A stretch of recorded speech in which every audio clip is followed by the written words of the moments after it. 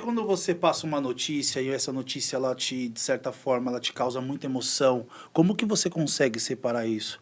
Vou dar um exemplo, às vezes de uma fatalidade com uma criança, às vezes de uma maldade com o idoso, ou um caso de muito alegre. Como que você consegue, ali no ao vivo, não deixar a peteca cair? Então, eu tomo remédio, né? Hoje em dia. De verdade, eu tomo remédio. E teve uma vez um caso que repercutiu muito, né? E que eu não tinha ainda rede social para me defender. O caso que a gente deu a notícia para uma mãe ao vivo que tinham achado o corpo da filha dela. E esse caso, a Record no dia seguinte pediu, não fala mais nada sobre o assunto e tal, mas eu queria ter falado, porque tinha o que falar.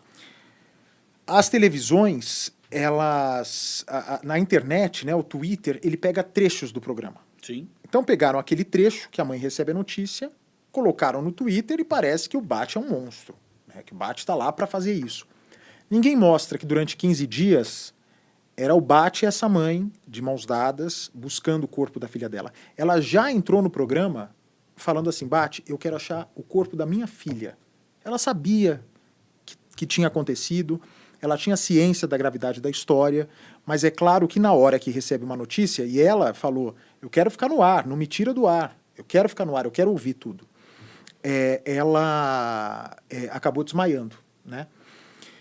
Mas o telespectador que acompanha o programa sabe que ali a gente vai construindo a história no dia a dia, porque mostrar o caso faz com que o telespectador tenha empatia pelo caso, se emocione, tenha sensibilidade pelo caso, e, porventura, se alguém souber de algo, vai falar, caramba, eu vi algo que aconteceu com essa menina, vou denunciar. Porque muitas vezes a pessoa tem medo, né? Ou então viu ali alguma coisa, mas não consegue imaginar que pode ter relação com um caso que está em aberto. Só que você vê uma mãe pedindo o corpo de uma filha, pode ter certeza ali, se alguém soubesse de algo, denunciaria. Só que ali houve uma inversão de valores total.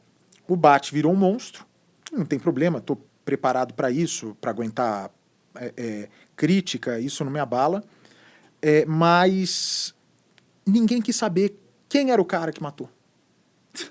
Escondeu, o Bate era o vilão da história. A pessoa não importava mais, né? O Bate era o vilão da história. Ninguém queria saber quem matou, por que matou. O fato é, graças à pressão do Cidade Alerta, o corpo foi encontrado. Muitas mães não têm nem o corpo da filha para enterrar. Naquela situação, excepcionalmente, eu nunca tinha falado sobre esse assunto, porque é algo que é bem uma transição quando eu estava, segundo o médico, tendo... como é que ele falava? Que eu estava com uma crise de ansiedade, flertando com depressão. E eu entrei para tomar um remédio. Chama paroxetina. É um remédio que chama Pondera. Que, assim, sabe, eu estourava muito, então Pondera. Vale a pena você estourar? Não, não vale. Então Pondera. E era um remédio que, assim, foram dias e dias que eu fiquei muito, muito doido da cabeça. E você não consegue perceber. Eu ria do nada. Chorava do nada. Hoje, por exemplo, por causa desses remédios, para me abalar precisa de muito. Porque ele te mantém muito sereno, sabe? Muito sereno. Mas a transição, o início, para tomar esse tipo de remédio, é muito complicado. É uma briga de emoções até você ajustar a dose. Então, tudo isso aconteceu no meio no início desse tratamento.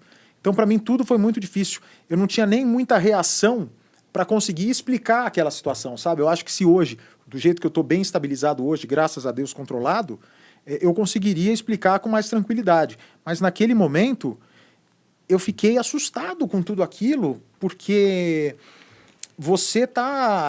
quando você entra num tratamento como esse, você fica completamente sensível, né? Fragilizado. As pessoas não entendem que por trás das câmeras tem um ser humano, né? E acha que a pessoa que está ali, ela está simplesmente passando a notícia friamente. Mas isso te abalou emocionalmente de uma maneira que quase te colocou numa depressão, Exatamente. né, cara? Foi perguntado ali para a mãe, a senhora quer ficar mesmo aqui ao vivo? Porque se coloca no lugar da mãe. Eu tô ali, sei que aconteceu o pior com a minha filha. Eu quero ir até o fim. Eu vou até o fim, se precisar arriscar minha vida. Ela falava, Bate, eu quero a minha filha. Eu quero a minha filha, viva ou morta, eu quero a minha filha. Então ela sabia que o pior tinha acontecido. Só precisava de uma pressão para o cara confessar, e ele confessou e entregou o corpo. E graças a você, a sua audiência, ao seu trabalho. Pois é. Mas Pesado. a internet pegou aquele trecho viralizou, todo mundo esqueceu de que existia um assassino. O assassino se deu bem, né? Porque saiu ileso, ninguém nem comentou, ninguém nem lembra da cara dele, nem lembra do nome dele. Você consegue separar bem o seu momento trabalho, o seu momento pessoal? Não. Não? Claro que não.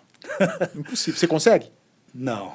Então. Não, é difícil. Acho que a gente não consegue, vai pra casa, fica pensando o tempo todo, a cabeça a milhão, e aí quando você vai ver, vai dormir 2, 3 horas da manhã. Mas é porque você gosta também. É. Então, quando você gosta do que você faz, tudo acaba sendo trabalho mesmo. Tudo. Você vê alguma coisa no seu lazer, poxa, isso daí eu consigo pôr na minha empresa. Nossa, que sacada que o cara teve, dá pra Eu vejo dá pra insights implantar. o tempo todo. Então, é isso.